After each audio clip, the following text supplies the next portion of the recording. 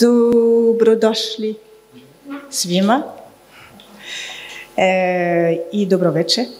Ja sam Catherine Fodry, attachée de la culture u Francuske ambasadu i Francuski institut. Et je parle maintenant en français parce que c'est tout ce que je sais en serbe.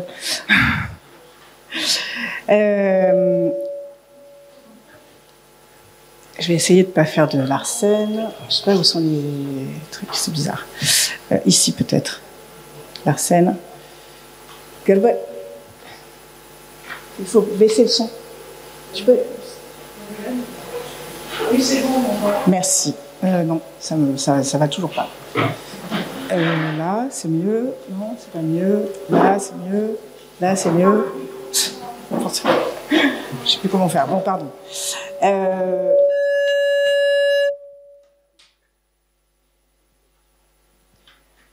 Nous sommes... J'y vais a cappella. Mais je ne sais pas s'ils m'entendent en bas. Nous sommes donc très heureuses et heureux de vous accueillir aujourd'hui pour cette 3e rencontre du cycle Stayerod. C'est quoi le genre? Aujourd'hui, sur les enjeux de l'identité à l'heure de la démocratie sexuelle. Je souhaite également la bienvenue à nos invités de ce soir, Éric Fassin, Fia Ménard, Agata Djoric et Selena Radovic qui assurera la modération ce soir. Je m'excuse d'avance d'être un petit peu longue, mais j'aimerais vous raconter un peu ce que nous faisons ici dans le cadre de ce cycle. Vous dire qu'il a vu le jour, ce cycle de débat, grâce à une réflexion collective, et ça me semble important, cette réflexion collective, menée sur l'impulsion de Christian Rangelovic, qui est ici parmi nous, qui est là, et de Predrag Šarčević, qui est également ici, et que je remercie pour cela. Ils nous ont proposé un projet et nous avons choisi ensemble de l'élargir ensemble avec d'autres partenaires. Ce projet donc réunit plusieurs partenaires qui sont engagés dans la réflexion autour des questions de genre, d'identité et de sexualité. Ce sont les maisons d'édition FMK Knige, FMK, et Akademska Knjiga qui est à Novi Sad, l'association XY Spectrum, menée par Christian Rangelovic, qui travaille sur le plaidoyer pour les droits des personnes intersexes et transgenres, Radio Belgrade 3 et son éditeur en chef, Predrag Šarčević, que je nommais tout à l'heure, qui est aussi anthropologue, et bien sûr avec l'Institut de philosophie et de théorie sociale, qui est emmené par Gazela Poudar, qui est avec nous également et que je remercie pour cela, qui coordonne donc l'ensemble des rencontres. Merci à Gazela et à son équipe, et en particulier à Zona Zaric, qui a énormément œuvré à ce cycle, et à tout, évidemment, merci à tous les partenaires de ce projet. Je crois important, donc, comme je vous le disais, de rappeler ce cadre, parce qu'il illustre le désir et la volonté des partenaires de contribuer à la construction d'une communauté de pensée en Serbie. Il s'agit aussi évidemment de contribuer au débat public et aux échanges de savoir entre la Serbie et la France, en rassemblant des spécialistes serbes, françaises et français. Il s'agit aussi et surtout d'éclairer la théorie et le dialogue théorique par la pratique et par l'expérience, en donnant la voix à des activistes et des militants et militantes. Après une nuit des idées queer et européennes que nous avons réalisée en janvier à Novi Sad avec l'association Izaji, et qui nous a permis de réaliser la première drag performance en librairie, je pense en Serbie, nous avons pu organiser en avril une rencontre avec Benjamin Moron-Puech et Mila Petkova sur les droits des personnes intersexes, et avec des médecins et des juristes serbes, et nous avons appris énormément de choses évidemment sur ces questions-là. Aujourd'hui, nous traitons donc des enjeux de la démocratie sexuelle, et je cède enfin la parole à Selena Radovic pour qu'elle se présente et présente nos invités, en la remerciant encore infiniment d'avoir accepté d'assurer cette modération. Bonne soirée. Hvala, Katrin. Dobroveče, dobrodošli na konferenciju Izazovi seksualne demokratije. To je druga konferencija u nizu konferencija Šta je rod, kao što je Katrin malo pre spomenula. To je projekat koji zajedničko realizuje nekoliko institucija i cilj ovog projekta je da se na prvo mesto oko pitanja roda okupe renomirani stručnjaci iz različitih profesija iz Srbije i Francuske, ali i aktivisti, kako bi se pitanja roda, kako bi se problematika seksualnih i rodnih manjina predstavila široj javnosti na jedan zanimljiv i pristupačan način, a sa druge strane je ideja da se teorija i praksa kao i življeno iskustvo spoje u jedan konstruktivan dijalog. Večera sa nama, sa moje desne strane, nalazi se profesor Erik Bassan, francuski sociolog i profesor na Univerzitetu Pariz 8 na katedri za političke nauke i na odeljenju za studije roda. Dobroveče, profesore, hvala vam još jednom što ste prihvatili naš poziv i čast nam je što možemo da vas ugostimo u Beogradu. Sa desne strane takođe sedi nam Fia Menar. Fia Menar je francuska žonglerka, koreografkinja, izvođačica i rediteljka. Dobrodošli, Fia. I sa moje leve strane, iz lokalnog miljea, nalazi se Agata Milan Đurić. Dobro nam došli, Agata, i hvala vam još jednom što ste izdvojili svoje vreme i pristali da učestvujete u ovoj tribini. Moje ime, kao što ste čuli, Selena Radović. Hvala vam svima što ste došli i nadam se da ćete uživati. Ovu tribinu će otvoriti Erik Bassan, on će nas uvesti u neke probleme seksualne demokratije. Profesori, da li nam možete objasniti malo bliže taj pojam seksualna demokratija i da li nam možete objasniti kako nam taj pojam može pomoći za razumevanje izazova pred kojima se danas nalaze identiteti rodni i seksualni?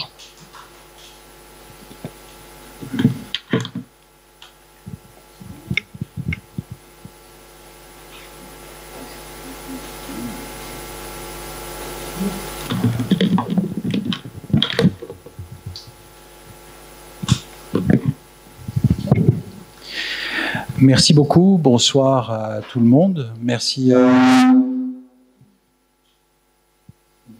à l'Institut français de m'accueillir et dans la continuité d'une intervention que j'ai faite hier pour l'Institut de philosophie. C'est une occasion de revenir ici à Belgrade et j'en suis très heureux. Je suis très heureux aussi de participer à cette discussion, non seulement avec Selena, que je connais comme étudiante, mais aussi avec Fia, dont j'ai déjà vu les travaux et avec qui j'ai déjà eu l'occasion d'échanger, et avec Agata, que je ne connaissais pas encore. Et donc, merci à toutes de me donner cette opportunité. Je vais essayer de parler entre 15 et 20 minutes, comme on me l'a demandé, et donc je vais surveiller mon temps. En vous proposant quelques éléments. La première chose, c'est que je trouve qu'il est très important, effectivement, de parler des questions de genre sans présumer que ce sont des questions d'une technicité inabordable. Parfois, bien sûr, quand on lit des livres en études de genre, on peut les trouver difficiles, d'abord, parce qu'il y a un vocabulaire, ce qu'on pourrait appeler un jargon, comme dans n'importe quel champ d'études. Se constitue un vocabulaire propre que les gens qui appartiennent au champ d'études connaissent, mais j'insisterai pour ma part sur le fait qu'une spécificité relative des études de genre, c'est que quand on parle de genre, on parle de quelque chose que tout le monde connaît. En réalité, le genre, c'est pas la spécialité seulement des personnes qui travaillent en études de genre, c'est l'expérience de tout le monde. Tout le monde est confronté à ces questions d'une manière ou d'une autre. Qu'on soit un homme, ou qu'on soit une femme, ou qu'on ne se reconnaisse pas ni dans une identité ni dans l'autre, qu'on soit hétérosexuel ou homosexuel, ou qu'on ne se reconnaisse pas ni dans une identité ni dans l'autre, de toute façon, on est confronté à l'ordre sexuel, c'est-à-dire à des normes. Alors, un mot peut-être sur le concept de genre, avant d'arriver à celui de démocratie sexuelle. Si on dit genre, beaucoup de gens sont un peu intimidés en se disant je sais que ce n'est pas la même chose que sexe, puisqu'il y a deux mots différents, mais qu'est-ce que ça veut dire? En fait, ce n'est pas très compliqué. On voit bien, par exemple, en français, qu'il y a un genre grammatical. S'il y a un genre grammatical, ça veut dire que, par exemple, en français, eh bien, je peux dire que je suis assis dans un fauteuil. Mais si c'était une chaise, ce serait féminin. Pour autant, ça ne veut pas dire que la chaise est une dame et que le fauteuil est un monsieur. Autrement dit, la grammaire nous rappelle que le genre ne dit pas la nature des choses. Le genre, c'est un ordre social, une manière d'organiser le monde. Une manière qui a des effets très réels sur des personnes bien réelles. Et entre autres, ça peut exercer une violence. Parce que le genre, ça nous dit comment on doit se comporter.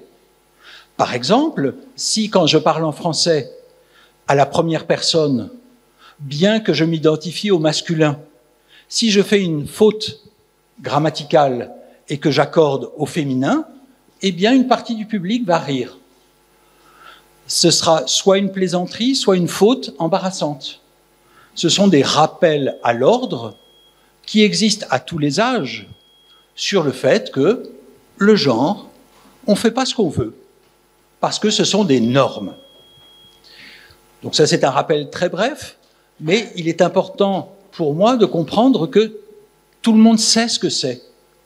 Parce que tout le monde dans sa vie a eu des rappels à l'ordre.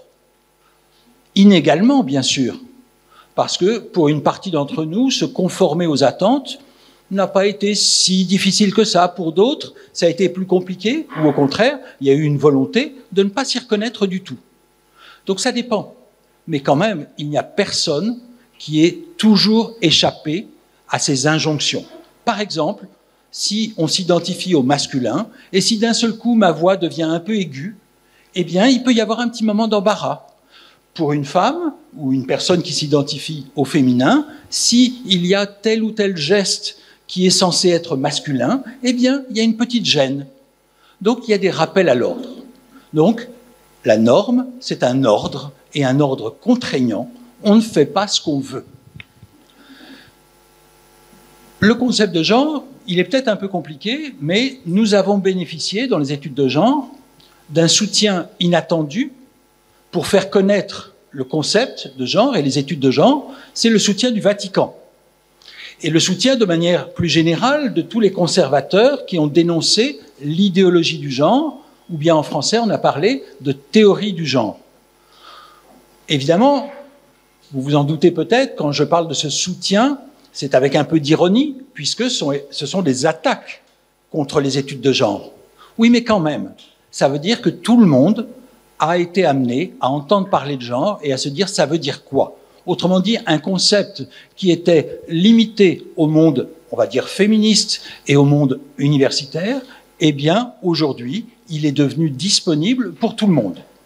Et ça a des conséquences, parce que ça veut dire que tout le monde peut s'en saisir pour penser sa propre situation. Dans quelle mesure suis-je censé me conformer à des normes ou pas? Tout le monde est amené à réfléchir plus explicitement, plus consciemment aux normes.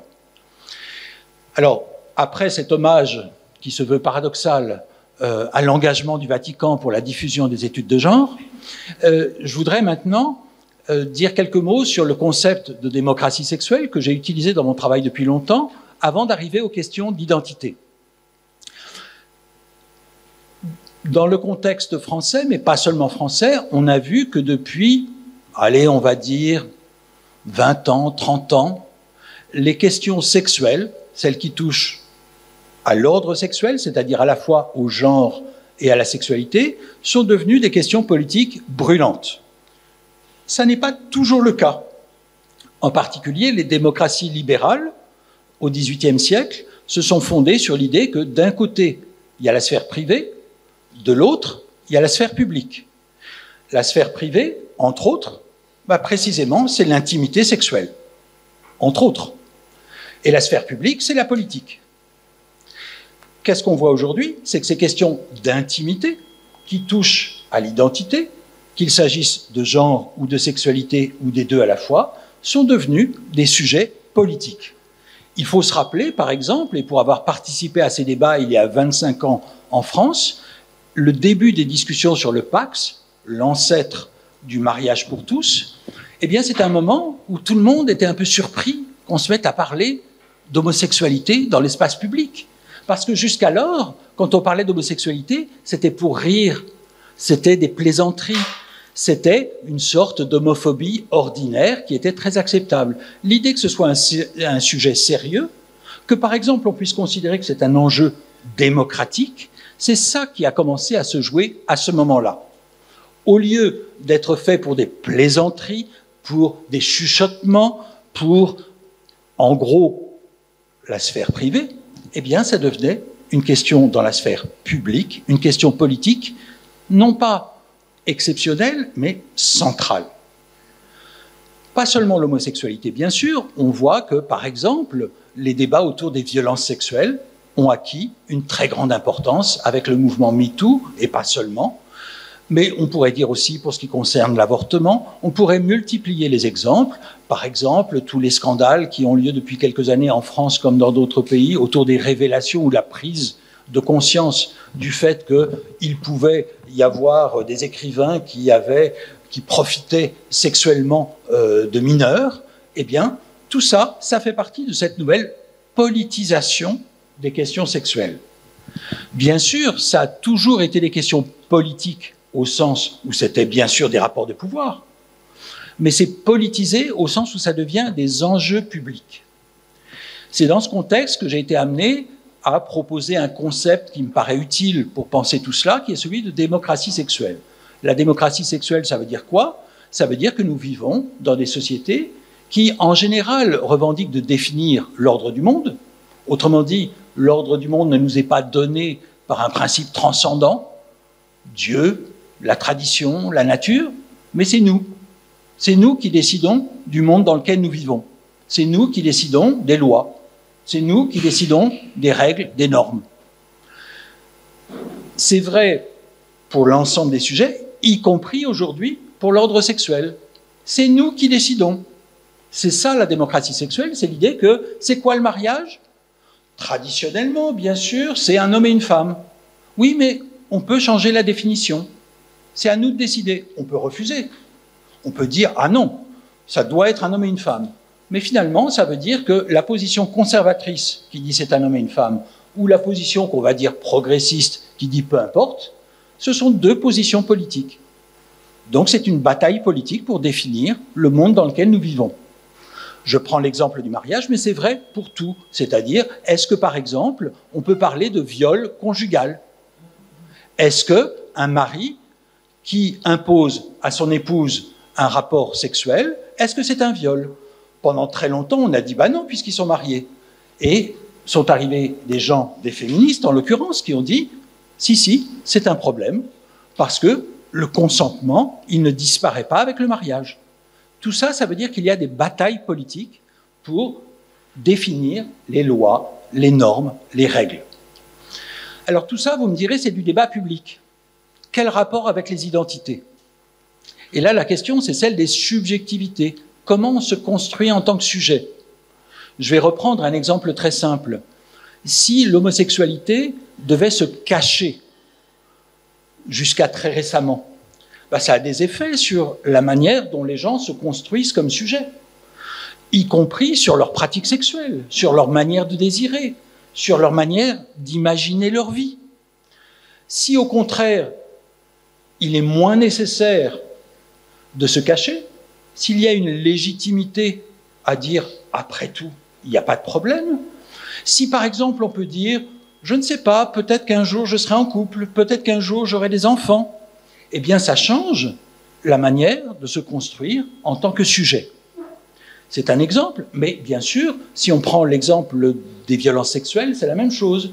C'est-à-dire, si les femmes ou des femmes se disent de plus en plus « c'est pas normal, il n'y a pas de raison que j'accepte ceci ou cela », eh bien ça change la subjectivité, ça change le rapport à la sexualité, ça change la manière dont des femmes se représentent ce que ça veut dire que d'être une femme, mais aussi dont des hommes se représentent ce que ça veut dire que d'être un homme. Donc la subjectivité, ce n'est pas quelque chose qui est donné avant la politique, c'est quelque chose qui se construit dans un monde politique, y compris qui nous désirons, y compris comment nous désirons, y compris ce que nous désirons, tout cela est traversé par la politique. Donc la politique, elle n'est pas ce qui arrive après que je me suis constitué en tant que sujet, elle est ce qui contribue à me constituer en tant que sujet. La subjectivation, c'est le fait que, évidemment, que l'inconscient lui-même, il n'existe pas en dehors du monde dans lequel nous vivons. Que donc l'inconscient n'est pas forcément sexiste, l'inconscient n'est pas forcément homophobe. Il l'est dans une société sexiste et homophobe. Mais dans une société qui remet en cause tout ça, eh bien ça se complique. Ce qui explique parfois pourquoi les psychanalystes peuvent être un peu troublés par ces évolutions qui troublent ce qu'ils croyaient être la vérité des choses et qui était une vérité historique. Mais c'est pareil pour les sociologues. En fait, on a habitué les sociologues, les anthropologues à se raconter des histoires sur ce que c'est que la famille ou ce que c'est que la parenté, et puis d'un seul coup ça change. On est obligé de changer sa manière de se représenter les choses. Tous les livres qu'on a écrits, finalement, ils sont un peu datés. C'est ça, c'est qu'en fait, il y a des effets sur les savoirs. Les études de genre sont le point de passage entre ces transformations de la société et la transformation des savoirs. Alors, ça veut dire quoi pour les identités? Et je surveille mon temps pour avoir fini dans 3 minutes. Ça ira? 3 minutes sur les identités. Moi, je t'ai 12. D'accord. Merci. Donc, qu'est-ce que ça fait aux identités? Le discours conservateur face à la démocratie sexuelle nous dit « avant c'était bien, il y avait des normes. On savait qui est qui. On savait qui est un homme, qui est une femme, et puis on savait comment il fallait être un homme et comment il fallait être une femme. Maintenant, on ne sait plus rien. » Que nous disent les conservateurs? Ils nous disent constamment qu'au fond, c'est l'individualisme absolu. C'est-à-dire qu'au fond, maintenant, chacun se dirait « Eh tiens, si je devenais une femme » ou « Oh bah tiens, je vais devenir homosexuel ». C'est une drôle de conception des choses. Parce qu'en réalité, je ne sais pas pour vous, mais moi, je ne me suis pas réveillé tous les matins en me demandant si aujourd'hui j'allais être un homme ou une femme. En fait, on s'est construit en tant que sujet sur toute une vie. Ça ne veut pas dire qu'il n'y ait pas de changement possible, bien sûr, mais ça veut dire que le changement, ce n'est pas simplement un claquement de doigts. Ça veut dire que, en fait, cette conception selon laquelle la démocratie sexuelle, ce serait l'individualisme effréné, c'est une manière de ne pas comprendre que c'est pas soit il y a des normes, soit il n'y en a pas, mais soit il y a des normes conservatrices, soit il y a des normes démocratiques. Bien sûr qu'il y a des normes. Par exemple, justement, la question du consentement. Aujourd'hui, l'idée qu'on insiste sur le fait que le consentement est essentiel dans la sexualité, c'est une norme très contraignante, qui manifestement importait moins à nos parents et à nos grands-parents. Donc, ça n'est pas la disparition des normes, c'est un changement des normes. La question est de savoir qu'est-ce qu'on trouve acceptable et qu'est-ce qu'on trouve inacceptable. Donc, c'est pas que hier, rien n'était permis, aujourd'hui, tout est permis. C'est que hier, certaines choses étaient permises et d'autres non, mais que ça a changé, que c'est plus forcément les mêmes choses. Donc ça veut dire quoi? C'est que l'identité, c'est pas simplement je fais ce qui me plaît, c'est que je me construis par rapport à tout cela. Mais la différence, c'est qu'aujourd'hui, on sait que quand on parle d'identité, on n'est pas simplement en train de parler d'une sorte de fantaisie individuelle. On parle d'enjeux politiques. C'est ça qui caractérise la démocratie sexuelle. La démocratie sexuelle, c'est le fait que ces choix, qui sont bien sûr incarnés par des individus, puisqu'il s'agit de subjectivité, mais ces choix, ce ne sont pas seulement des choix, c'est des choix qui composent avec toute notre histoire à la fois individuelle et sociale. C'est pas simplement que on va jeter des dés pour savoir que suis-je. C'est on fait avec ce qu'on est. Et on fait avec ce qu'on est, à la fois individuellement et socialement, parce que c'est pas séparable. Ce que je suis en tant que sujet, ça n'est pas simplement moi tout seul comme un individu isolé, c'est toute mon histoire. Et c'est vrai pour moi, comme c'est vrai pour vous, comme c'est vrai pour tout le monde. Donc la bataille autour de l'identité, aujourd'hui, ça n'est pas entre hier, tout était interdit, ou bien aujourd'hui, tout est permis, c'est qu'est-ce que nous désirons? Quel ordre politique désirons-nous? Est-ce que, par exemple, nous trouvons qu'il est important d'introduire des questions d'égalité dans les relations entre les sexes, ou bien dans la sexualité? C'est-à-dire, est-ce qu'on se pose des questions sur qu'est-ce qui se passe quand deux personnes sont dans un lit ou dans tout autre endroit qui leur convient? Je ne voudrais pas préjuger de la préférence pour le lit. Mais qu'est-ce qui se passe entre ces personnes? Est-ce que la politique reste à la porte de la chambre à coucher? Ou est-ce que la politique est présente jusque sous les draps? Ce que dit le féminisme, ce que disent les mouvements LGBT, c'est que, en fait, la politique, elle ne s'arrête pas dehors.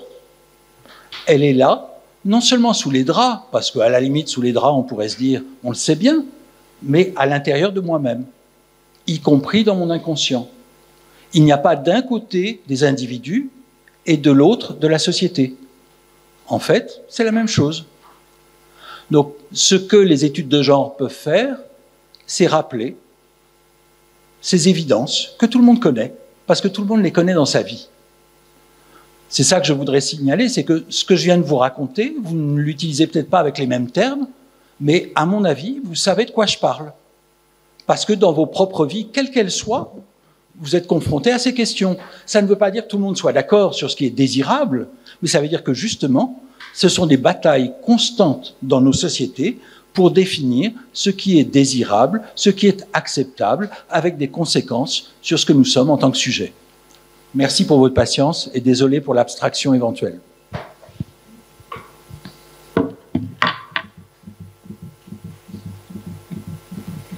Hvala vam, profesore. Prije nego što nastavimo dalje, tamo da se malo slegnu utisci nakon ovog interesantnog izlaganja, pogledat ćemo kratak film Milice Spasojević sa Fakulteta dramskih umetnosti u Beogradu, pa ćemo onda nastaviti dalje.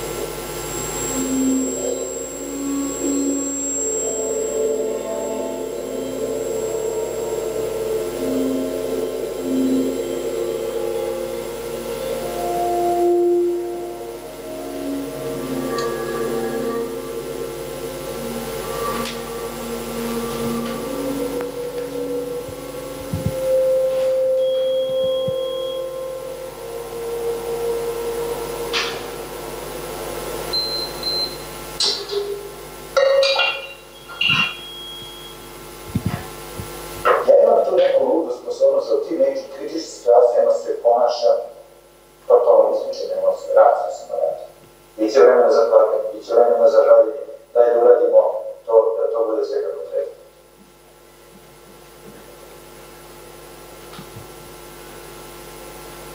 Pomela sam osobu opšte prihvaćenu, uzornog muža, uzornog roditelja, razumeš, bez mrlje, odličnog oficira i taj glumica je 14.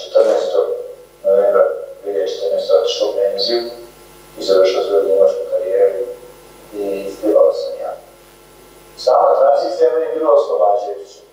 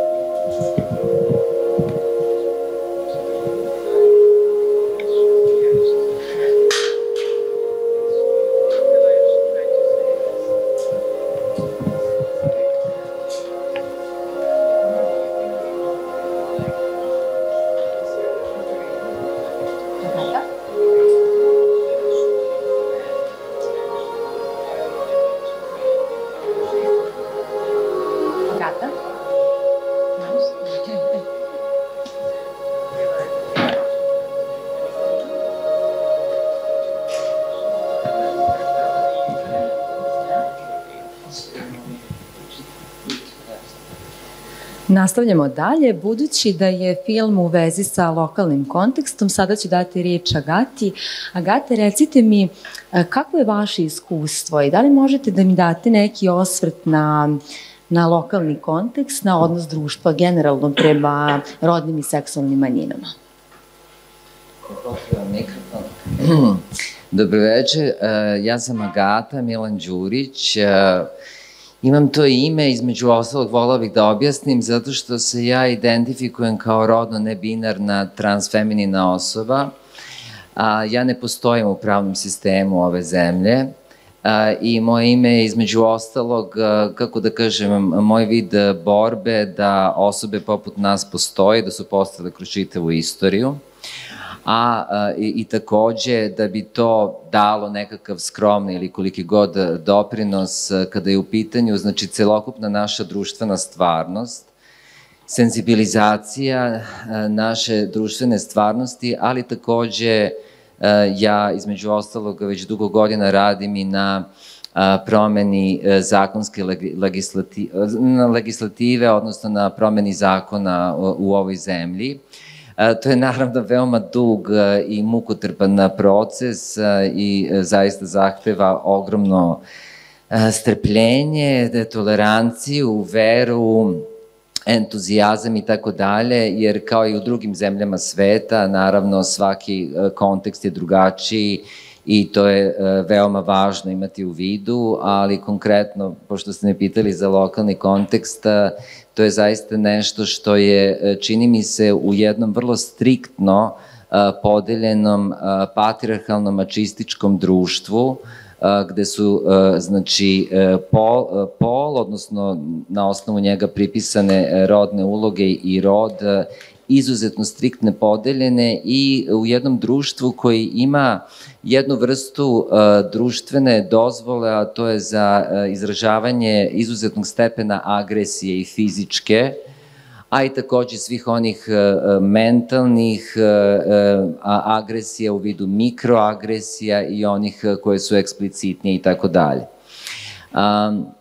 A što se tiče našeg lokalnog konteksta, ja ću takođe napomenuti da mislim da je lično političko.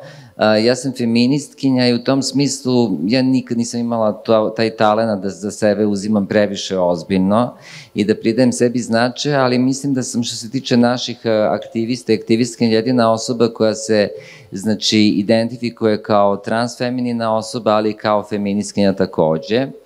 A mislim da i Erik i tako dalje svedoče i svi mi zapravo o istorijskim raznoraznim tenzijama kada je u pitanju feministički pokret i kada je takođe u pitanju, znači, pokret za prava trans osoba i tako dalje i nažalost tu postoje raznorazni konflikti na različitim nivoima, a ja takođe nekako kao sa tim nekim mojim holističkim pristupom pokušavam da na neki način ne tendenciozno napravim pomirenje i u okviru te neke dve uslovno rečeno zaraćene strane.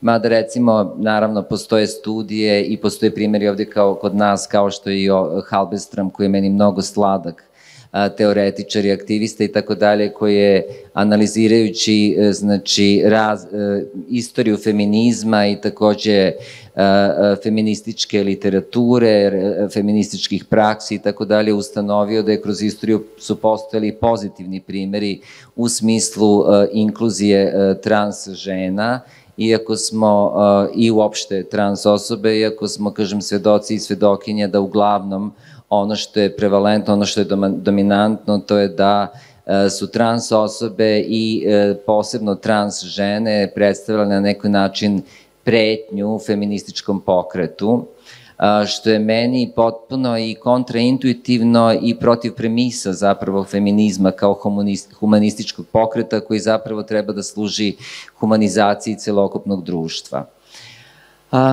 Ja mogu da kažem da sam ja od malena se osjećala kao Alisa u zemlji čuda i da jednostavno, recimo, imala sam izuzetno nasilje koje sam trpela kao i mnoge druge osobe, LGBTIQ i tako dalje, i kada je u pitanju moj dom, porodično nasilje, a takođe i kada je u pitanju naša sredina. Naravno, to je neki kontekst 80. godina i tako dalje. I to je ono što, kako da kažem, je zabeleženo negde u našim telima i taj osjećaj da vi ne postojite. Sada postoji takođe u jednom javnom diskursu jedno vrlo važno pitanje, i ja čak mislim da je pitanje masovne kulture izuzetno važno, a to je reprezentacija, jer kako dopreti do osoba raznih identiteta koje imaju osjećaj da su same na svetu. To je taj čuveni sindrom ja sam sama na svetu i ne postojim.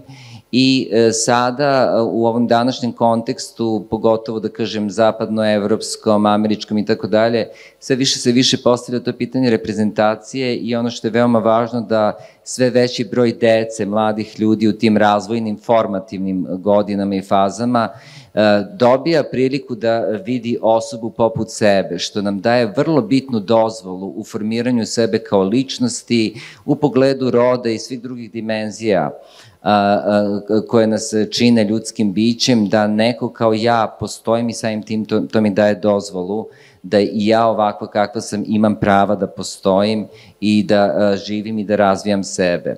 Jer ono što je takođe veoma važno kada imate religiju, organizovane religije, crkvu, običajne norme, na njima zasnovano pravo, zatim do skora nauka, nauka je uvek služila u službi ideologije, i mnoge druge segmente društva, pravo, porodica, škola i tako dalje, gde dobijate razorne poruke da ste vi nešto prljavo, pogrešno, da bolesno, zlo, da kao takvi ne smete da postojite.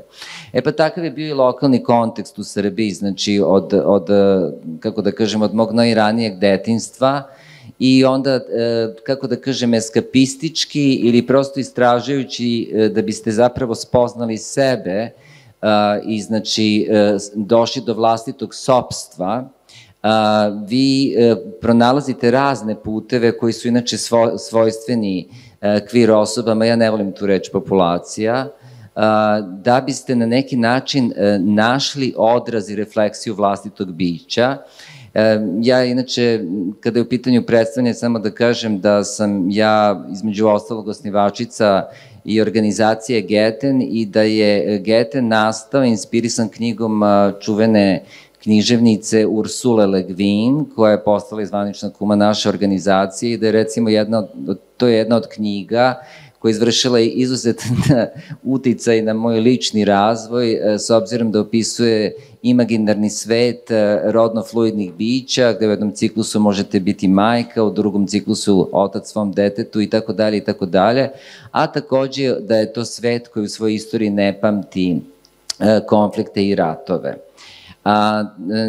Tako da, znači, ja sam sad razmišljala i pišem jedan tekst o organizovanju Prajda, pošto znam da nemamo puno vremena, znači da je to jedna bila izuzetna borba i znači da prosto sve osobe koje se rodno ili seksualno nisu uklapale, znači, u heteronormativni, patrijarhalni, hijerarhijski, naravno, postavljen sistem u ovom društvu, su bile izložene strahu, izolaciji, najrazličitijim vrstama nasilja.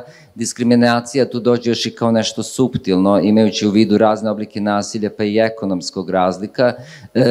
ekonomskog nasilja, a takođe, znači, izuzetna patologizacija, pa i u nekim slučajima tortura, kao što imamo čitavu zapravo istoriju patologizacije, torture, kada je u pitanju psihijatrija, kroz čitavu istoriju LGBTIQ osoba i tako dalje, to su neki mnogo pametniji ljudi pisali o tome, pa između ostalog i Foucault i tako dalje. Tako da to naravno i tekako, kako kažem, se introjektuje, utisne duboko u vašu ličnost i mi smo, kako da kažem, vremenom, to je zaista bio spor proces LGBTIQ osobe, našeg pronalaženja, okupljanja u jednom potpuno drugačijem kontekstu kada nema interneta, koji je izazvao revoluciju i to je zaista ta četvrta revolucija izazvala revoluciju u smislu ubrzanja razvoja i znači otkrivanja, odnosno osvetljavanja tema rodnih i seksualnih manjina i pre svega njihovog povezivanja i izlaska iz izolacije i samim tim mogućnost za političko i aktivističko delovanje.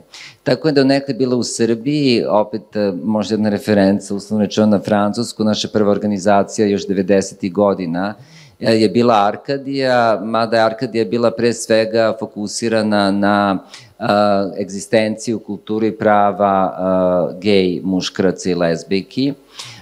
I ono što je vrlo važno za tu organizaciju da je ona postavljena, a to je takođe nešto, mislim, na čemu treba da se fokusiramo i u ovom razgovoru inače, ona je bila postavljena ne samo na feminističkim, nego antimilitarističkim, antinacionalističkim principima, takođe klasa je bila veoma bitna kategorija, a govorimo o ratnom kontekstu 90-ih u Srbiji koji je izuzetno bio težak, opresivan, aktivistkinje i aktivisti poput nas, mi smo privođeni na informativne razgovore, imali neprestane pretnje ubistvima, bombama i tako dalje.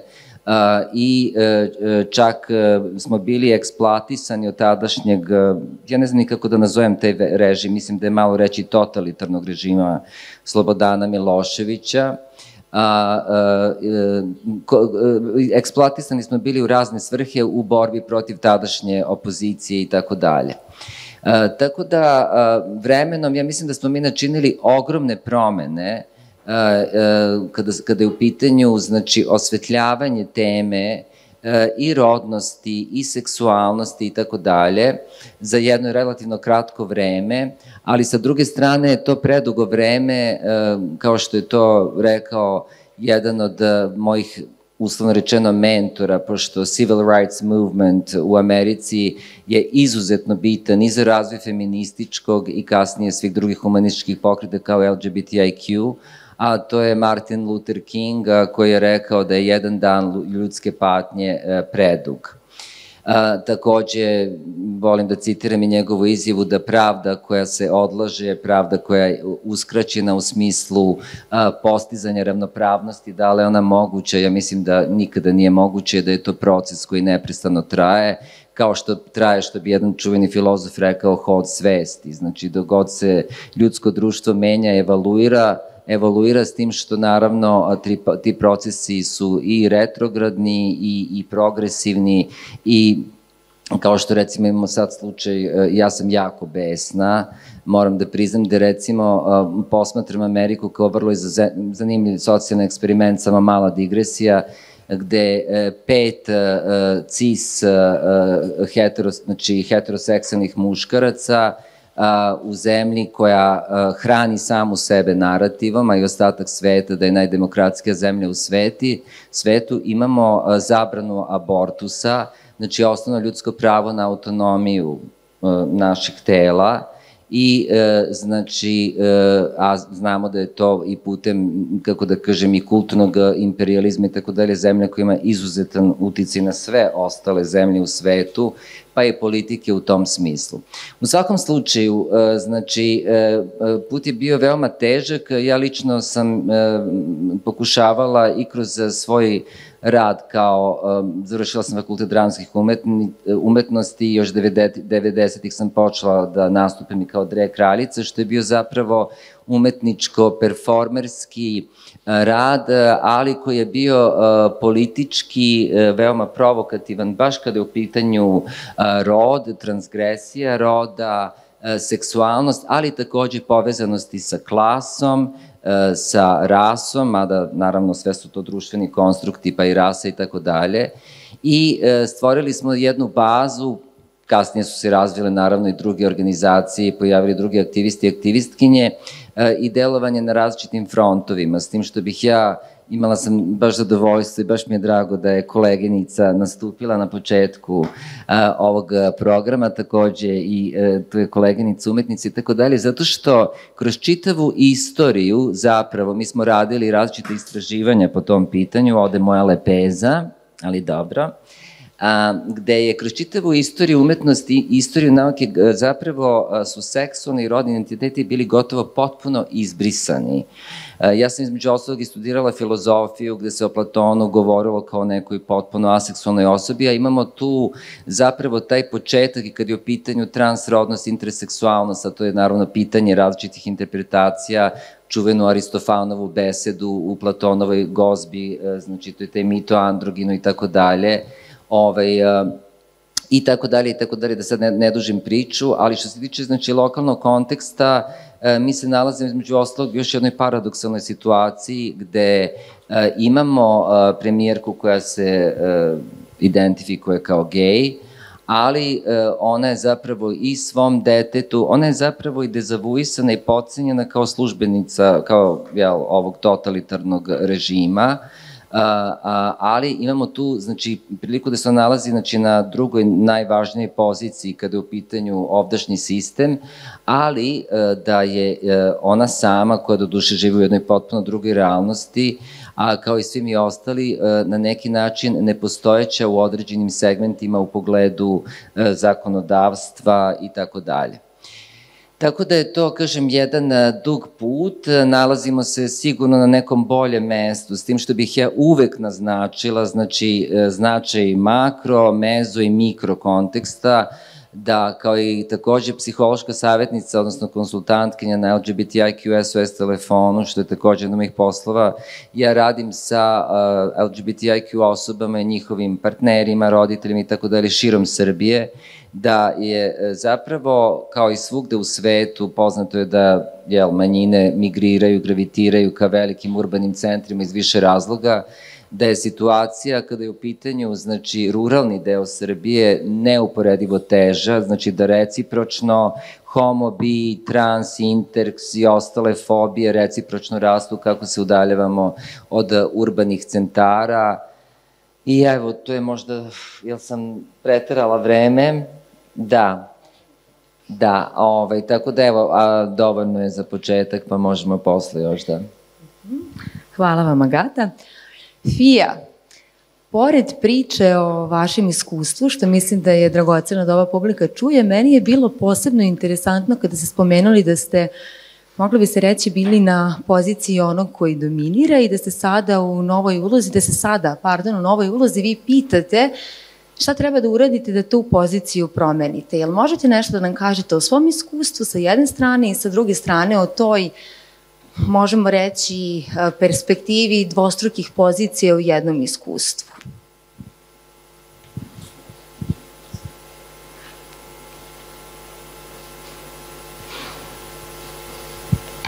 Bon, merci beaucoup. J'étais très heureuse d'entendre un petit peu le point de la situation et puis de la continuité de la pensée et de la présentation de la question du genre et de l'identité, et donc de la démocratie sexuelle. Venant d'un pays, donc la France, où cette question, finalement, je dirais qu'elle a un contexte, et je suis tout à fait d'accord pour le dire, que c'est finalement une question très politique. La valeur du corps, ou en tout cas cette idée du corps dans la société française, mais qui est d'ordre général dans toute société occidentale, je pense, amène à sans arrêt se poser la question, c'est que par rapport à un modèle dont cette vision hétérocentrée essaye de perdurer finalement, hein, c'est un modèle sur lequel on s'est basé. Je pense que en tant qu'artiste, je suis très sensible finalement au regard de, à chaque fois que j'ai l'occasion d'aller dans un musée, de pouvoir constater sans arrêt finalement quelle a été l'évolution du regard sur le corps féminin, le corps masculin, et finalement quel est aussi l'objet du désir et donc l'objet de la soumission et de la domination. Typiquement pour cet objet-là, je crois que en tant que personne qui a fait ce parcours et qui fait ce parcours de réflexion, aujourd'hui de se dire oui, je suis né peut-être avec une cuillère d'argent qui était la position non pas celle d'être né dans une famille bourgeoise, mais plutôt de venir d'une famille ouvrière. Mais malgré tout, étant né dans un corps de garçon, j'avais cette cuillère en argent, puisque on me promettait le pouvoir. Et que cette vision-là, qui finalement perdure encore, hein, elle est un modèle aussi éducatif, elle est aussi un modèle de construction de la famille, elle est encore très présente. Comment nous devons la remettre en question? Et je crois que finalement, pour moi, les éléments qui sont arrivés et qui ont été très perturbateurs, et en tout cas qui ont généré finalement une base de réflexion, c'est revenir aussi qu'au début des années 80, avec l'apparition de la pandémie du sida,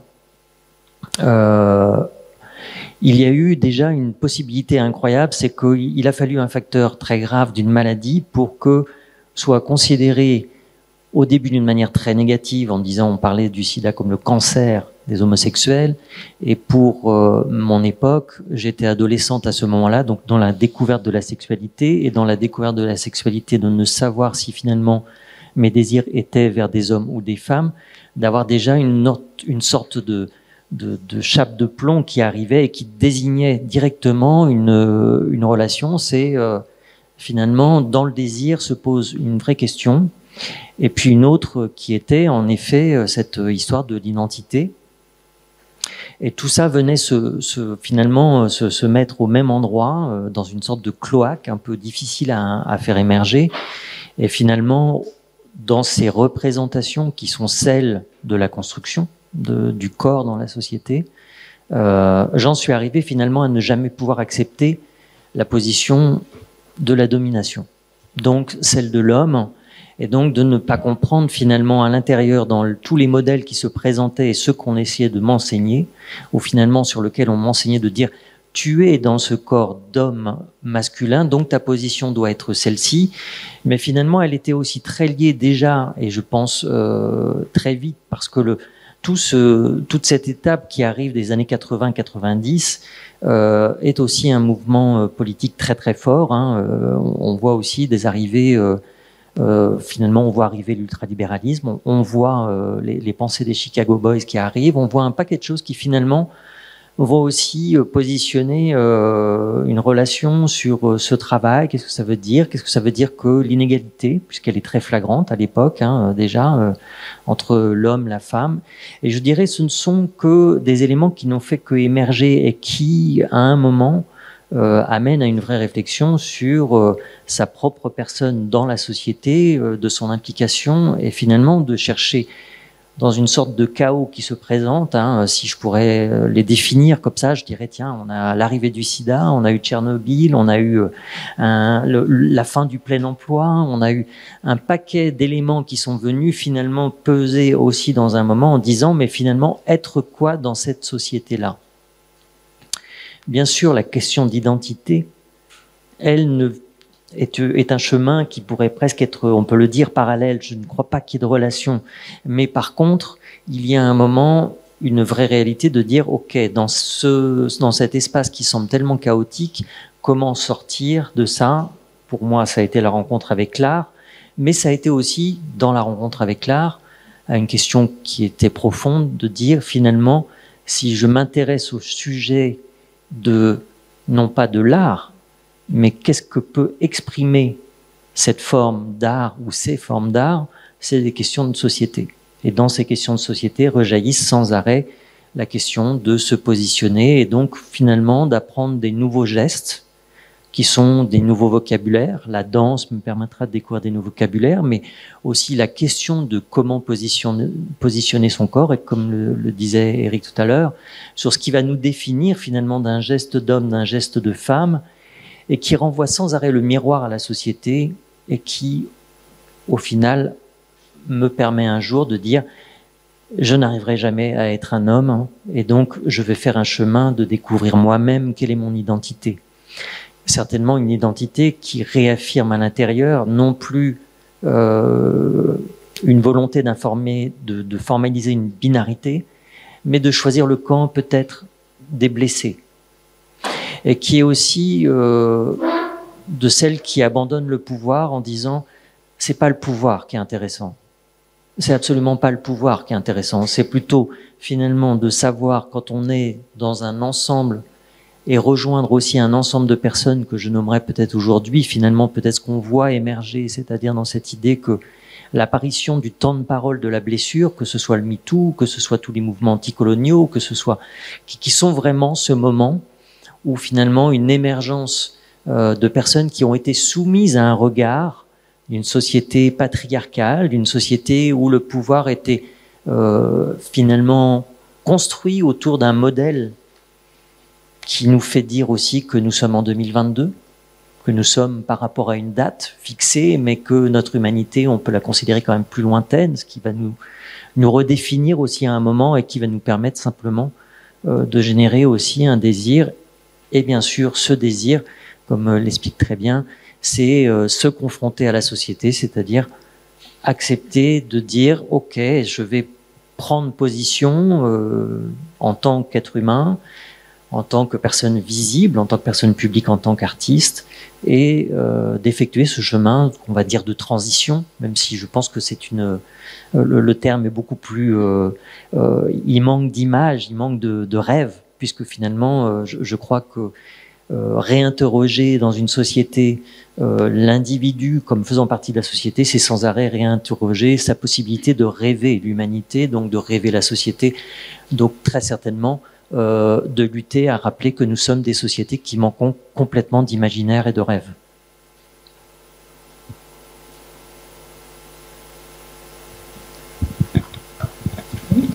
Hvala, Pija.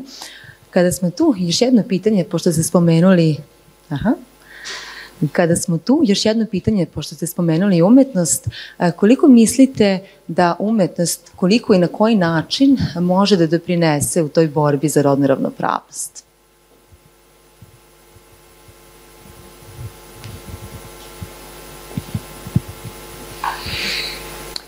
Alors on pourrait être assez dans le paradoxe en disant que si l'art avait pu changer quelque chose, ça fait longtemps que la société irait mieux. Mais en même temps, on peut dire que s'il n'y avait pas d'art, peut-être que ce serait encore pire. Ce qui est évident, je ne vais parler que de ma propre position d'artiste, ma nécessité est de changer les choses. Donc, c'est-à-dire de considérer que l'art est un acte politique dans la société. Et donc, toute forme d'art est un engagement ou une prise de position, mais en tout cas, automatiquement, un acte qui est décidé pour avoir une action, une répercussion, à l'échelle d'un individu ou à l'échelle d'une société. Il est évident que pour moi, en tant qu'artiste, metteuse en scène sur scène, dans des théâtres, je questionne une partie de la société dans un endroit qui est fait pour ça, c'est-à-dire l'endroit où on peut isoler, peut-être que ce que je dis souvent, le lieu de culture, le lieu du théâtre, est le lieu de la question, par opposition au lieu de culte qui est le lieu de la réponse. Et que dans une société, il y a les édifices publics qui sont là pour la gestion de la société et que ces trois pôles-là se font un peu la course et qu'il y en a un tout particulièrement, moi, qui m'intéresse, c'est celui du théâtre non plus comme objet de la démonstration ou finalement d'une pratique artistique simplement liée à la maîtrise du texte, du geste, de la danse, de quoi que ce soit, mais d'une relation beaucoup plus ancienne qui serait celle que j'appellerais de la grotte, qui peut-être reviendrait à celle de Platon, qui finalement, dans l'ombre de la lumière, voit un imaginaire et on peut peut-être imaginer quelque chose, mais aussi du lien peut-être premier, c'est que l'être humain se retrouve dans cet endroit en comité peut-être restreint, pour avoir la possibilité de parler encore de ce qui ne peut pas être dit dans la société pour tout le monde. Et que l'art n'est qu'une forme qui ne fait que se dissoudre, qui part d'une concentration et qui va se dissoudre le plus large possible. Et dans les questions de l'identité, la question du genre, et donc vraiment de cette démocratie sexuelle, comme tu la nommes, c'est-à-dire de réimpliquer le fait... Oui, chaque individu ne décide pas de naître, alors il doit pouvoir vivre comme il l'entend, et ce n'est pas un individualisme, c'est considérer que finalement la qualité de notre humanité tient à notre individualité. Et ce qui conclut aussi, pour moi, de sans arrêt avoir des actes qui vont remettre en question quel est le type de la lutte et quelle est notre finalement, qu'est-ce qui nous encombre dans notre société qu'on va pouvoir dire occidentale, qui est une société de la marchandise? Nous sommes encombrés de la marchandise, mais dès que nous devons nous confronter à nous-mêmes, à notre propre identité et finalement dans notre désir de l'autre et de la rencontre avec l'autre, eh bien cette question d'identité devient extrêmement importante, et d'accepter l'autre dans sa forme d'identité telle qu'il veut se définir finalement est peut-être le meilleur des messages qu'on puisse espérer. Alors bien sûr, je tente de faire une forme d'art qui lutte.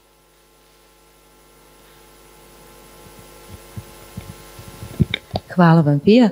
Agata, da li vi možete da se nadovežete iz perspektive umetnici i aktivistkinje? Hvala. Ja mislim da je kroz čitavu istoriju, znači i kada je u pitanju znači antički teatar i filozofija, umetnost apsolutno, naravno u zavisnosti od istorijskog perioda i od konteksta, imala izuzetno važnu ulogu, jer samo preispitivanje čoveka, samo spoznaje čovekovog sopstva, jastva, što je zapravo predmet, na primjer, i antičkih tragedija i tako dalje. Vi imate, recimo, čuvenu pesnikinju Sapfo, koja je takođe, znači, kroz čitavu istoriju književnosti izuzetno značajna.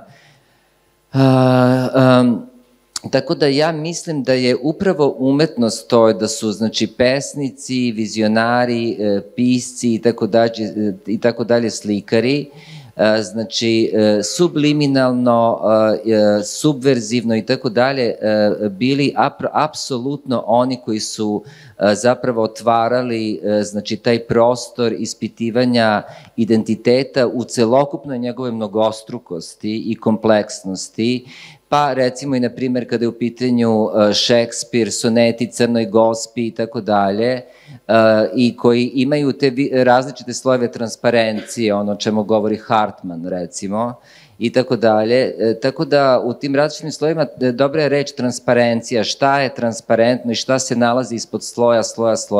Tako da je ta subverzivna, zapravo, pogotovo kroz čitavu istoriju opresovanosti, imate istoriju zapadnoevropskog pozorišta gde su sve uloge tumačili muškarci. Sad to ima višestruke konotacije zašto su tumačili muškarci, to opet govori o položaju žene i tako dalje, ali imate tu istoriju između ostalog i kad je pozorište u pitanju, uslovno rečeno, travestije.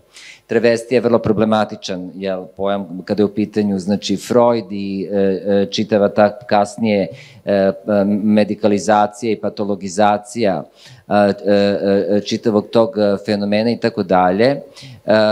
Da ne nabrajam isto čuvene, znači, umetnike poput Leonarda da Vincija, Michelangela, Buonarrotija i mnoge druge.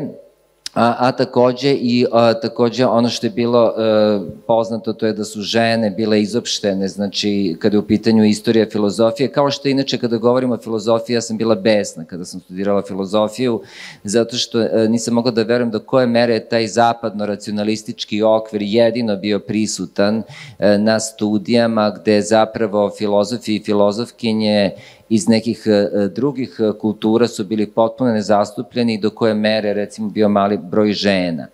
Tako da, čak i recimo kada je u pitanju rod i seksualnost, Jean Genet, Jean Cocteau, Oscar Wilde i tako dalje, najrazličitiji reditelji i tako dalje, su na različite načine rasprskavanjem određenih značenja i uvodići ih, kažem, u, znači, čitavo to tkanje, recimo, da li je tu u pitanju pozorišna predstava ili film ili tako nešto, su zapravo provlačili ta pitanja, znači, upravo da, dobra reč, pitanja. Šta je ljudski identitet, šta su slobode naše kao ljudskih bića i šta je to ontološki, što su konstitutivni elementi našeg bića. Tako da ja mislim da umetnost ima izuzetno značajnu ulogu, takođe književnost, da li je to, recimo, sad mi pada na pamet Proust i tako dalje. Hermann Hesse takođe, na primjer, Hermann Hesse je meni u pubertetu veoma značio, jer on zapravo, to je bio prvi moj susret koji je govorio o onome što je zabranjeno u muškoj kulturi, u onome što se tradicionalno naziva muška kultura, muška rodna uloga i tako dalje, o nežnosti i ljubavi.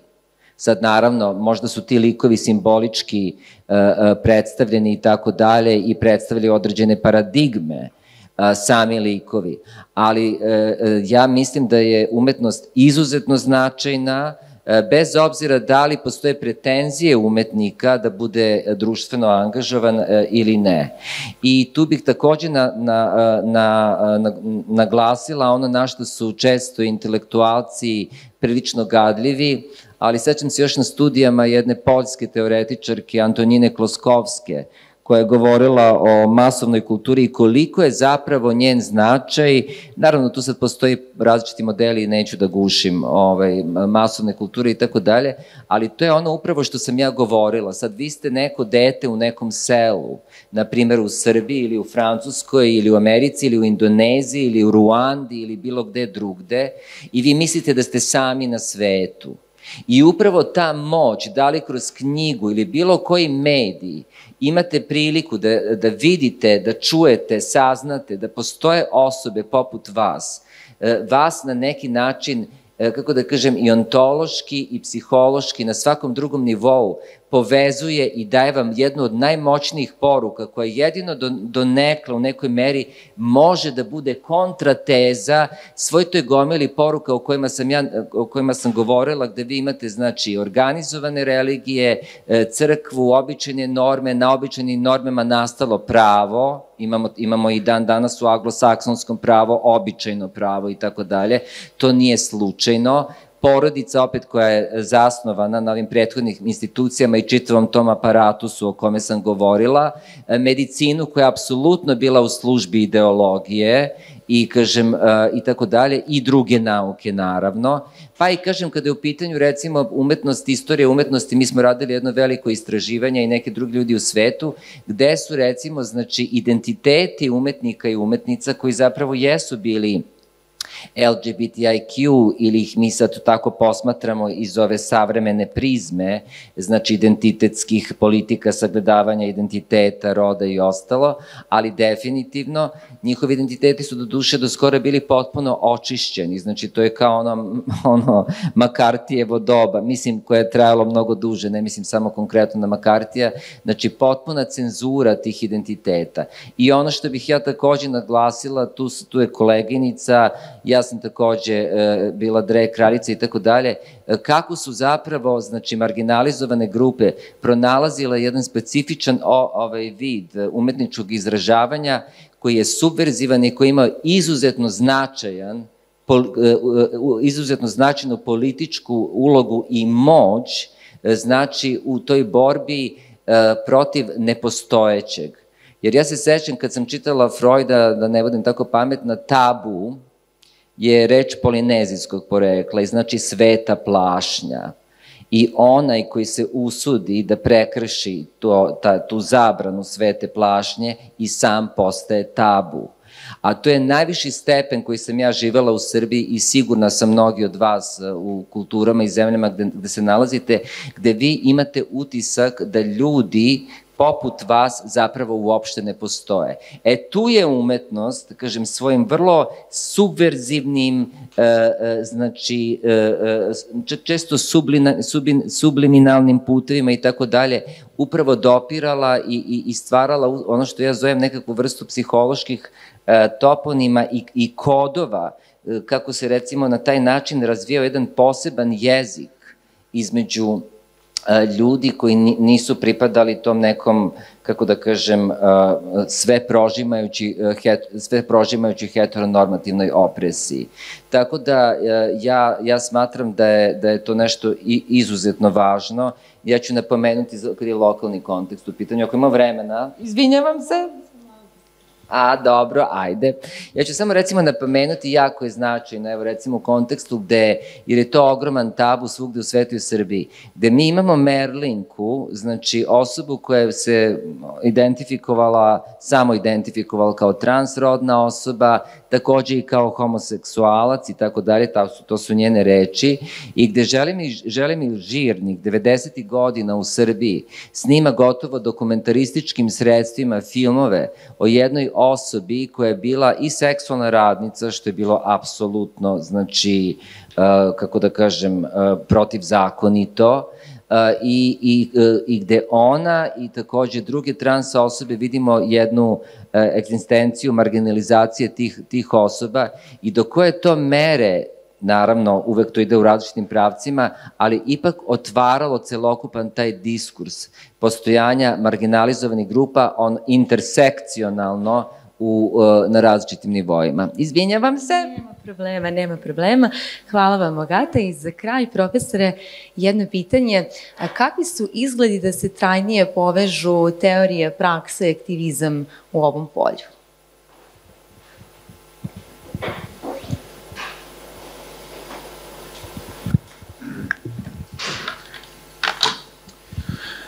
D'abord, j'ai écouté avec beaucoup d'intérêt la discussion sur l'art, puisque, après tout, la séance s'est ouverte avec une performance. Et je me disais, au fond, qu'est-ce qui se joue politiquement autour d'une performance comme celle-ci? Parce qu'on pourrait avoir une conception purement esthétique, si je puis dire, de l'art. Quand je dis purement esthétique, ça voudrait dire qu'on considère que d'un côté, il y a l'esthétique et de l'autre, il y a la politique et qu'il ne faut pas trop faire de politique quand on fait de l'art. Ce qu'on vient d'entendre, bien sûr, c'est le contraire. Mais c'est une bataille dans le monde de l'art. C'est-à-dire que beaucoup de gens dans le monde de l'art disent « il ne faut pas confondre ». Il se trouve qu'il y a la même chose dans le monde universitaire. On nous dit il y a la science d'un côté, il y a la politique de l'autre. Le savant et le politique. Donc c'est une bataille dans le monde de l'art, comme c'est une bataille dans le monde universitaire pour refuser ce partage. Évidemment, ça veut dire que pour arriver à se faire entendre dans le monde artistique, en revendiquant que l'esthétique est forcément politique, eh bien c'est tout un travail. De même, dans le monde universitaire, arriver à montrer que le savoir est politique, sans pour autant perdre sa légitimité scientifique, eh bien c'est une bataille de tous les instants. Mais donc, quel est l'enjeu politique de la performance qu'on a vue? Après tout, qu'est-ce que ça change si la personne est travestie ou bien si c'était une femme? Qu'est-ce que ça change? D'abord, il y a le fait qu'on le sait. Et quand on le sait, ça nous raconte une histoire. Ça nous raconte une histoire, entre autres, sur le fait que le travestissement, eh bien, il s'accompagne d'un danger.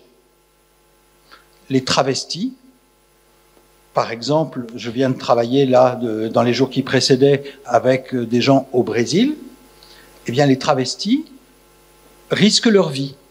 Donc là, on est dans un espace qui est ouvert, avec les fenêtres, où les gens dehors peuvent regarder.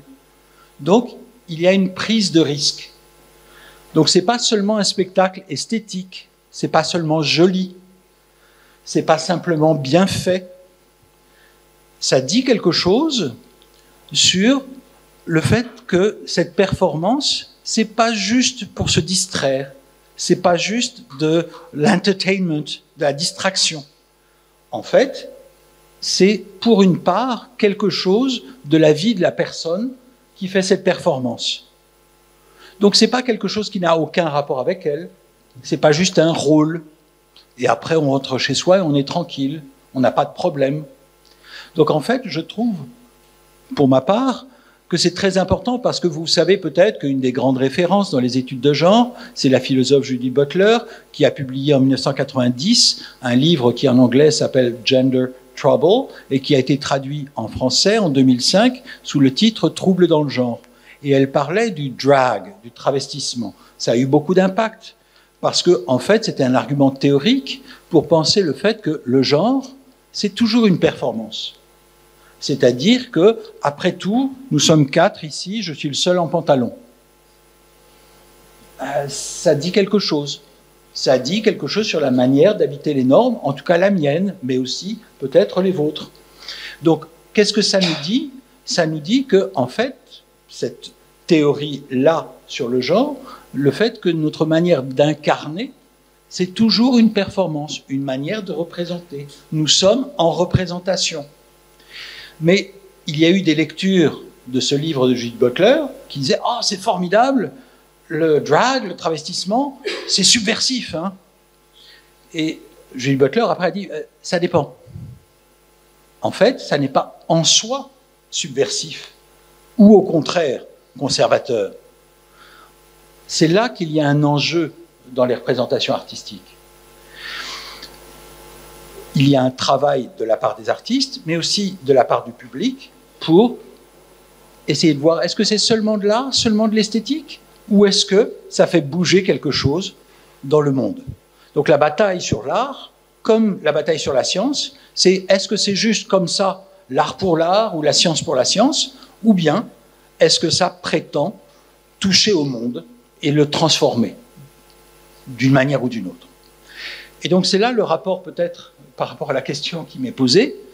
Quel est le rapport entre la théorie, c'est-à-dire des gens comme moi qui vont utiliser des concepts, on peut se dire oui, bah, très bien, c'est bien gentil, mais et la pratique, et le monde réel?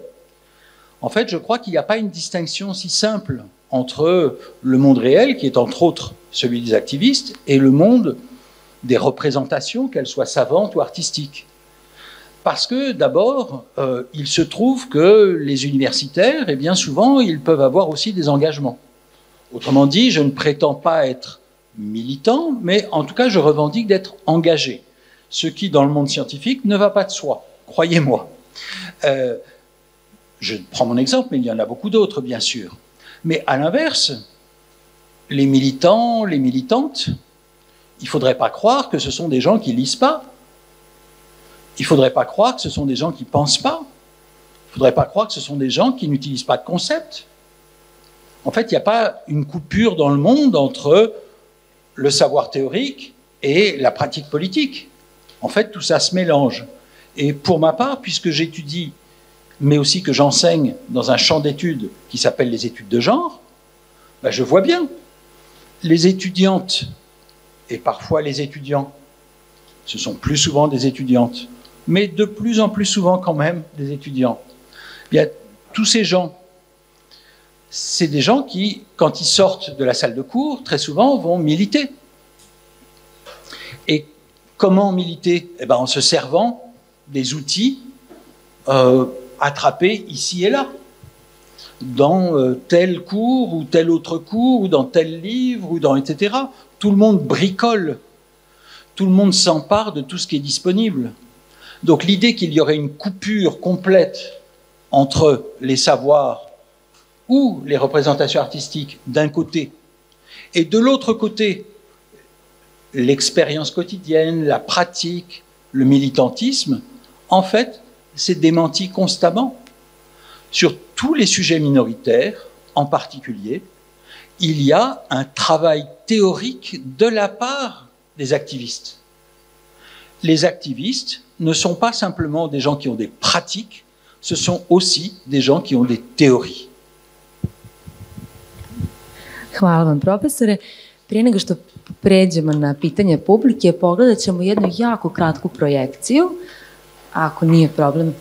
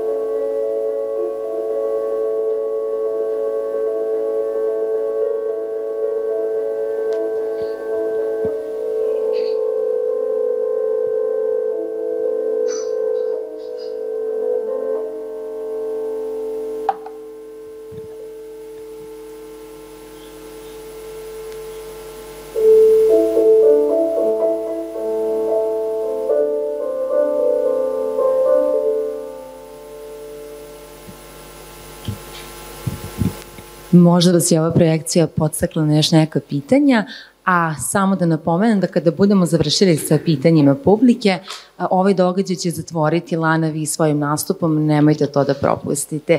Kristijane, vi ste želeli nešto da pitate jer ste ostali nedorečeni još na prethodnoj jedini.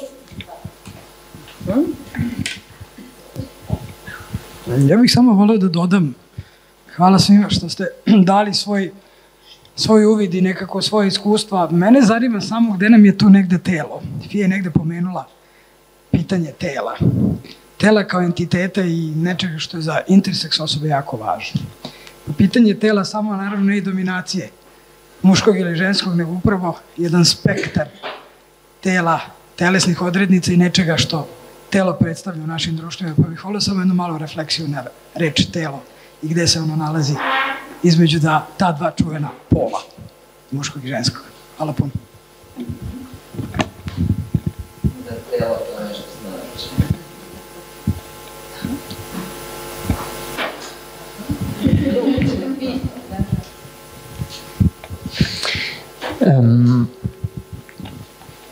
Je crois que la question, moi, qui me touche dans le corps, c'est que le corps dans la société, le corps dans l'individualité, comme on le définit entre la sphère privée et la sphère publique, et donc finalement dans cette relation sans arrêt à la politique, c'est-à-dire que tout corps, si je reprends cette phrase qui me fait beaucoup rire, c'est un auteur qui s'appelle Louis Calafert qui dit « Les 9 plus beaux mois de ma vie in utero ».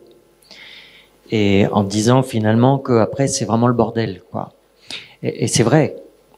Après, c'est le bordel. Je veux dire, c'est vraiment le chemin de la construction, et le chemin de la construction avec finalement dans l'individu chacun son désir de construire une société ou de trouver une société qui lui ressemble.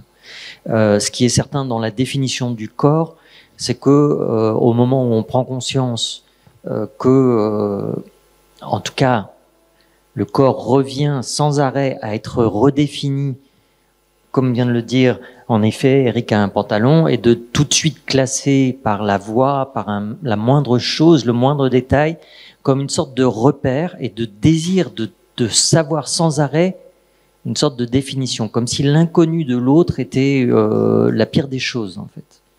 Et je pense qu'on peut le vivre tous et toutes, finalement, dans un regard aujourd'hui. Moi, je sais que je l'observe beaucoup, notamment auprès des jeunes étudiants dans les écoles d'art, de l'espace de la non-définition ou du désir de ce qu'on va appeler gender fluide, de vraiment renoncer à la binarité et de l'affirmer. Et finalement, comment il l'affirme? Il l'affirme en finalement travestissant le corps d'un ensemble qui finalement va mixer un petit peu un ensemble de symboles.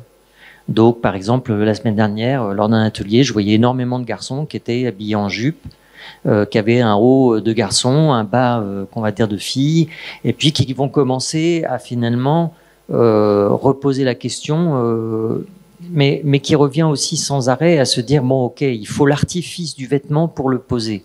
C'est-à-dire qu'il faut quand même, malgré tout, un objet qui amène cette possibilité-là, mais finalement, comment réussir à échapper dans cette définition-là? Je crois que c'est sans arrêt le caractère d'accepter que notre présence est un acte performatif, quoi que nous fassions. Ce qui veut aussi, et peut-être c'est là où ça nous pose un problème, c'est que ça veut donc dire que la rencontre est un acte performatif, que le désir qu'on peut avoir est une question aussi performative alors qu'on la voudrait sincère. Ce qui nous pose un vrai problème et un challenge incroyable dans chaque rencontre, en fait. Et alors d'autant plus face à un corps qui va non se définir ou qui va rester, qui va rester aussi dans une forme qu'on va dire fantasque ou fantasmée de la société. Et je crois que dans le corps trans, il y a quelque chose du fantasme qui existe. Et donc dans la question aussi intersexe, il y a aussi cette question-là, mais qui est vue, pour moi en tout cas de ma position, très souvent sur la question de à quel endroit il y a eu la souffrance médicale et donc à quel moment il y a eu l'acte médical qui est venu intervenir. Et donc aussi, c'est encore une nouvelle fois, pour ça, je dis, c'est encore une nouvelle fois le corps dans l'expression de la blessure, comment on va ramener cette position et finalement réouvrir la parole. Je crois que c'est l'acte de réouvrir la parole en ce moment qui est la plus importante. Et ça veut dire aussi que pour ceux qui sont dominants, et là je le mets au masculin, il est de la nécessité de prendre le temps d'écouter, de comprendre, de réfléchir, d'écouter, comprendre, réfléchir, prendre le temps, ne pas vouloir faire comme la société qui, face à un problème énorme du climat, va essayer de trouver la solution plutôt que de penser qu'est-ce qu'il faut faire moins et comment on fait pour changer. Donc ça veut dire bien, encore une nouvelle fois, accepter d'écouter pour savoir se déconstruire, et de se déconstruire, de ne pas le prendre comme un deuil, mais plutôt comme une nouvelle opportunité de la vie.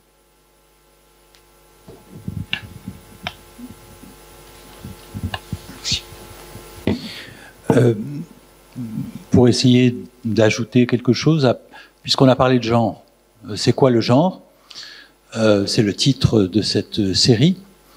On pourrait avoir l'impression que quand on parle de genre, on ne parle pas de sexe, puisque le genre s'est construit comme concept par opposition au sexe. Autrement dit, on est tenté de croire que c'est l'opposition, comme on l'a dit dans les années 70, entre la culture, le genre, et la nature, le sexe. Donc il y aurait le genre, c'est la société, et puis le sexe, c'est le corps, donc c'est la biologie. Eh bien, ça ne marche pas comme ça. Ça ne marche pas comme ça parce que d'abord, le corps, il est social. Le corps, il est comme l'inconscient. Il est traversé par l'histoire, la politique, la société. Mais aussi parce que le concept même de sexe, il a changé. Le sexe n'est plus ce qu'il était. Le sexe, avant, on se disait, on sait ce que c'est juste la biologie. En gros, je regarde entre les jambes, garçon ou fille. La question intersexe, bien sûr, elle a servi, entre autres, je veux dire, il y a aussi la question trans, mais il y a aussi plus généralement la question féministe, ça a servi à ébranler cette évidence. Le sexe n'est plus ce qu'il était. Pourquoi? Ben parce que, par exemple, on peut changer de sexe. Ben, si on peut changer de sexe, on a quand même, dans l'ensemble, pas beaucoup changé de corps. Il y a des modifications, mais après tout, quand on vieillit, par exemple, son corps se modifie.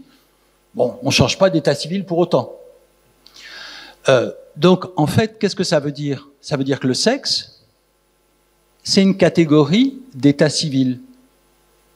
Donc, c'est une catégorie d'état. Le sexe, c'est pas quels sont mes organes génitaux ou quels sont mes chromosomes, puisque les conditions pour changer de sexe, elles sont définies par la loi. Autrement dit, par des messieurs, et parfois des dames, qui siègent à l'Assemblée nationale.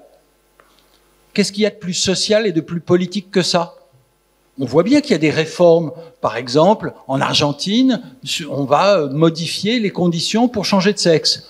En France, on a fini par se dire qu'il n'était pas nécessaire, finalement, de stériliser les personnes pour qu'elles changent de sexe. Ben, ça veut dire que c'est l'État qui définit les conditions auxquelles on peut changer de sexe.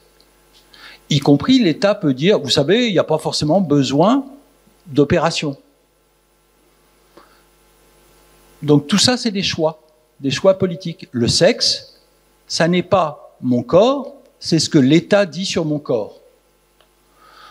Donc le sexe n'est plus ce qu'il était. Le sexe, c'est pas de la biologie. D'ailleurs, vous vous souvenez peut-être, pour celles et ceux d'entre vous qui connaissaient la France, il y a une dizaine d'années, il y a eu une grande controverse qui a été le point de départ des attaques contre ce qu'on a appelé la théorie du genre. C'était à propos des manuels scolaires de SVT, c'est-à-dire de biologie. Pourquoi? Parce que, en fait, ce que nous racontaient ces manuels de biologie, c'est qu'il n'y a pas, pour la biologie, une seule définition du sexe. Il y en a 3. et elles ne collent pas toujours ensemble. Les chromosomes, les gonades, et puis les organes génitaux. Souvent, ça va dans le même sens, mais pas toujours. Les trois définitions, donc, ne se superposent pas exactement. Qu'est-ce qu'on fait dans ce cas-là? Est-ce qu'on dit que les gens n'existent pas? Est-ce qu'on dit qu'ils sont anormaux? Ou bien est-ce qu'on dit, oui, bah, c'est comme ça? Si on se dit, oui, bah, c'est comme ça, autrement dit, c'est pas la fin du monde, on est bien obligé de changer sa définition du sexe. C'est-à-dire, au lieu d'avoir l'impression que le seul moyen de définir le sexe, c'est que toutes les définitions du sexe se superposent,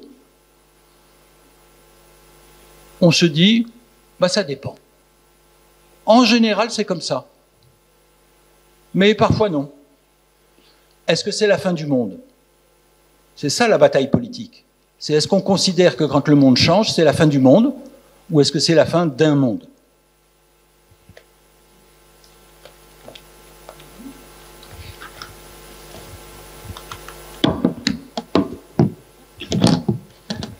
Hvala vam, profesore, hvala svima. Ukoliko nema više pitanja, a rekla bih da nema, a nemamo ni vremena, možemo da pređemo u prednji deo gde će nas Lana Vi počastiti svojim nastupom i to će biti kao neki šlag na ovu našu torticu. Hvala vam još jednom na ovom druženju i nadam se da ste uživali kao mi. Vi jeste uživali, jeste.